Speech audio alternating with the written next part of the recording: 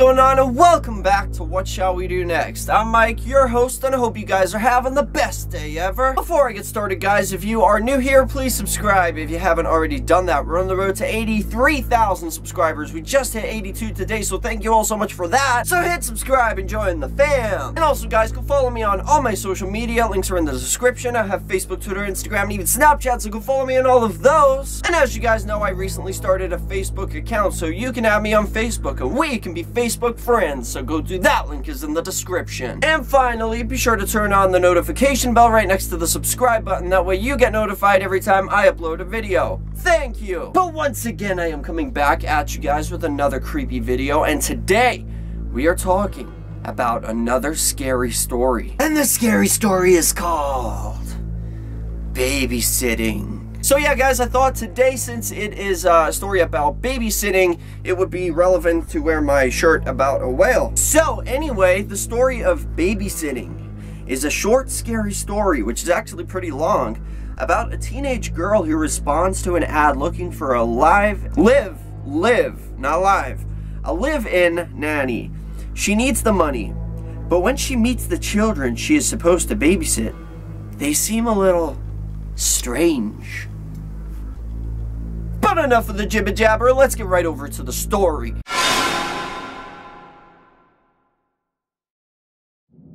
Babysitting. When I dropped out of school, it wasn't easy to find work. Nobody seemed to want to hire a girl with no qualifications.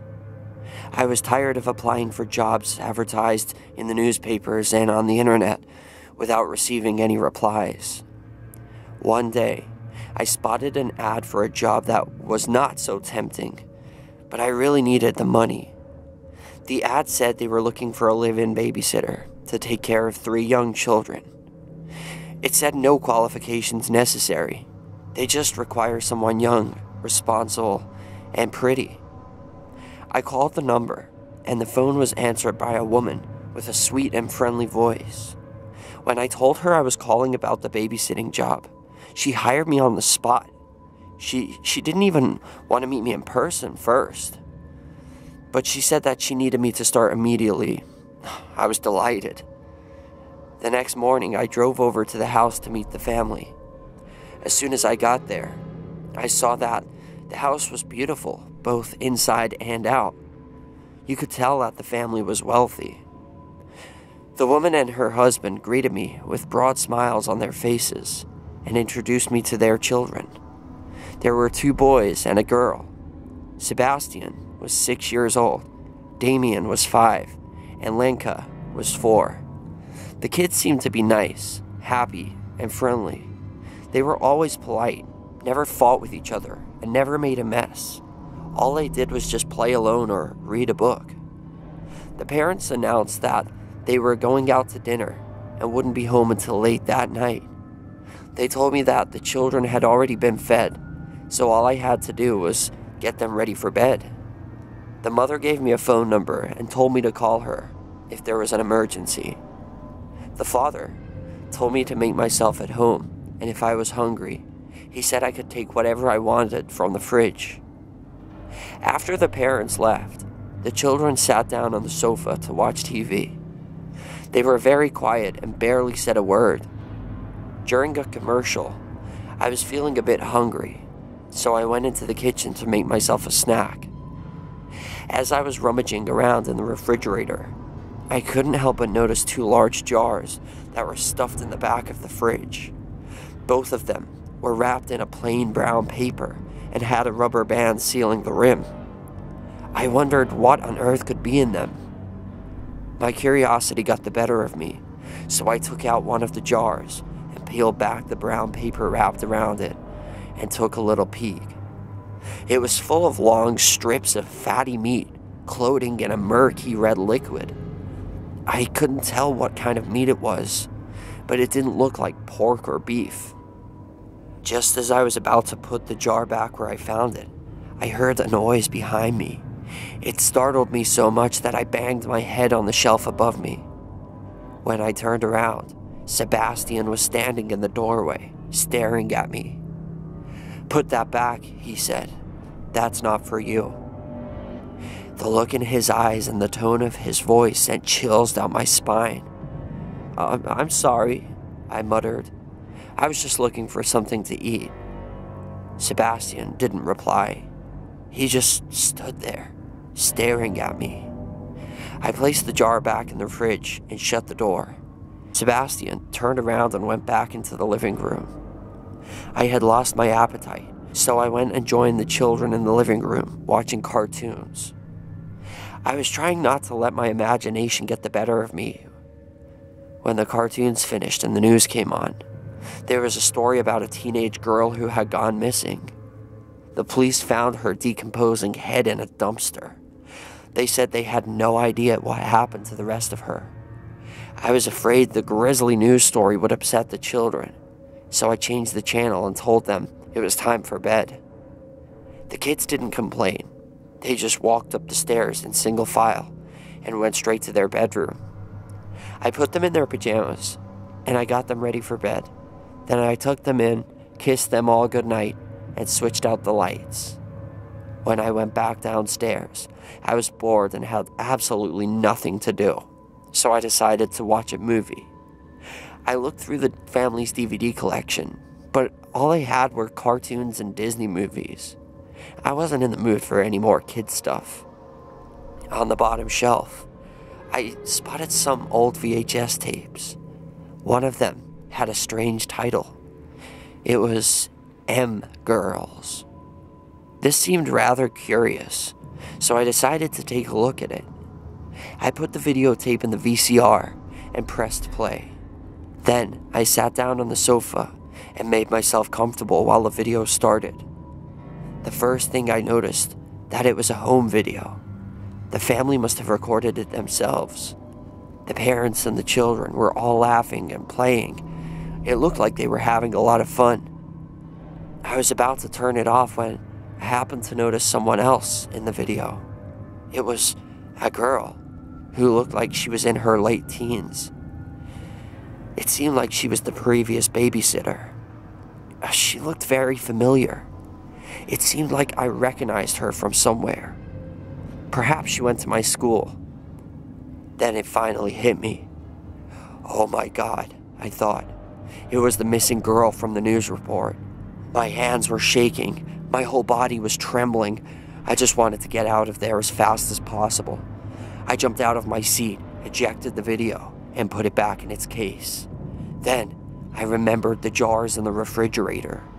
I had to see what was in those jars. With a shudder, I went back into the kitchen and opened the fridge. Maybe I'm just overreacting, I thought. I reached in and took out the second jar, peeling back the brown paper wrapper. I could see long, pale hunks of meat and strips of fat floating in the red liquid. Some of the meat looked like it had skin on it. Human skin. I could also see what looked like long strands of hair. Human hair. I was so scared I felt like I was about to pee my pants.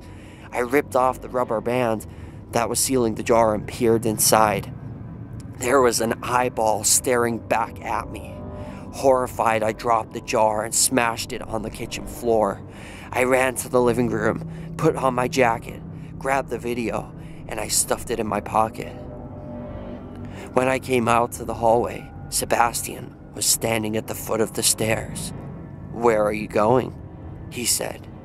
I just remembered," I stammered. I forgot something. I have to go home and get it. I'll be back in a few minutes."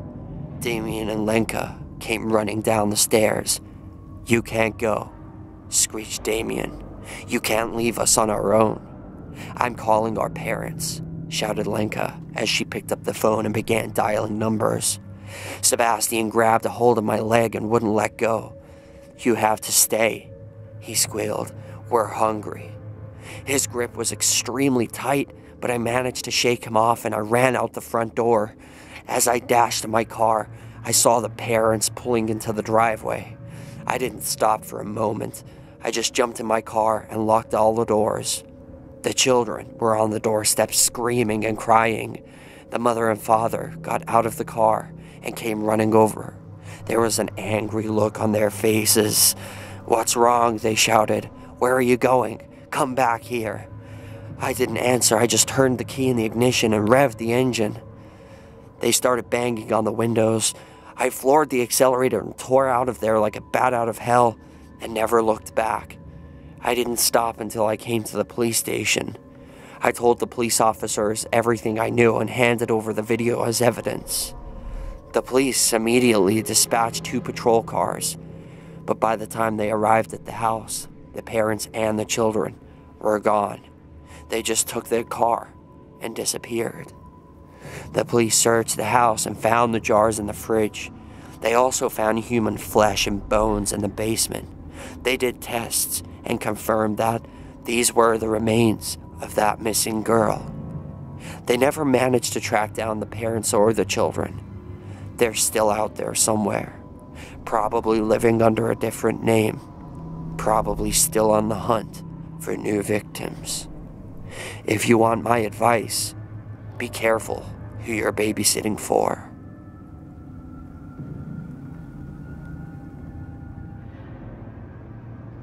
And that is the end of that. So I hope you guys enjoyed this really creepy story. If you are a babysitter out there, be very careful. Make sure that you check with these people. Make sure you go there, meet them before you agree to do an overnight stay. Because you never know. This could be like the children. It seems like the children were used as bait to collect a babysitter so they could eat them, I guess. I don't know. I mean, kind of reminded me of Wrong Turn, the way they had jars of meat, human meat in the fridge. Oh, I'm okay. But my question to all of you for question of the day is, what would you do if you were in that situation? What would you do if you took a job babysitting and then you found out that these people were crazy? Let me know in the comment section. That is question of the day. But thank you guys so much for watching. I hope you enjoyed this video. If you did, please slap a like on it. Let's see if we can go for 85 billion likes on this video. I would really appreciate that. And if you guys didn't see my previous video, be sure to check it out when the outro comes on. You can click it right about here. And if you want to watch another random video, you can click this side and it will do that too. But remember the most important thing of all, guys, chase your dreams. I love you all. Don't let anybody bring you down. And I'll see you guys back here tomorrow for another video. Peace out.